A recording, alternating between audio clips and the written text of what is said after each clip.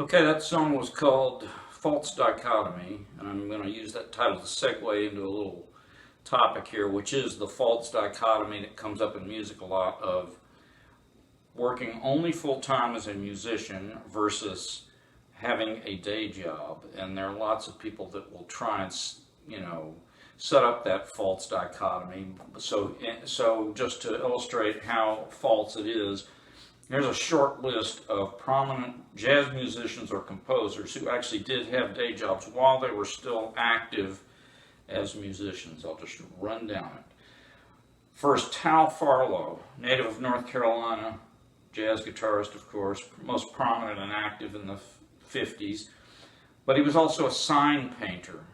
He got married around 1957, and there were certain parts of the music business, should we really call it a business? I'm not sure. But there were certain parts of the music business that he just loathed, and he didn't want to participate fully. So he was a sign painter. He lived on the waterfront in New Jersey somewhere. Number two, Chet Baker, jazz trumpeter and jazz vocalist. Most active in the 50s and 60s, but he was active until about 1988. At one time, while he was still active, he was a gas station attendant because he had some personal issues that came up in such a way that he couldn't play. And so he worked pumping gas and washing people's windshields. And he said that no one ever called him out, identified him. No one ever knew. Okay, number three, Eddie Henderson, jazz trumpeter, jazz flugelhorn player, was also a physician, in other words, a medical doctor. And he was allowed to both work as a musician and tour and come back to his practice headquarters and work. Al Jarreau, jazz singer, was also a sort of like a rehabilitation counselor. And he did that while he was working with George Duke, and he did ultimately, stop doing that work and focus solely on the music. Another guy named Buck Hill, Washington, D.C. jazz saxophonist. He was very prominent, did a lot of recordings, but he also worked for 30 years for the United States Postal Service. Okay.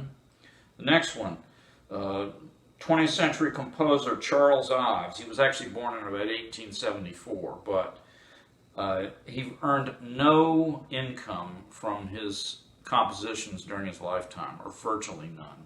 He was an insurance salesman. Okay, never worked professionally as a musician. Another guy, interesting guy named Gigi Grice. Gigi Grice was a jazz saxophonist and flutist, most active in the 1950s, but he became disillusioned with the fact that his lifestyle, which did not include any substance abuse whatsoever. He lived a very clean lifestyle, and he found himself, I guess, out of harmony with the sort of cultural environment of, the time as a jazz musician, and he just withdrew from it, and ultimately was a New York public school teacher. And then last, Wes Montgomery, while he was working and making all those recordings that he did in his short career, he also worked as a welder. A welder. So that's the list. So the point is you've heard most of those people. There's nothing wrong with, you have to define your own terms. Don't let others define you. If you are working during the day and also playing You know, there's nothing wrong with that. You're every bit as good a person as the person that is you know, working as a musician exclusively. So, that's it. Thanks.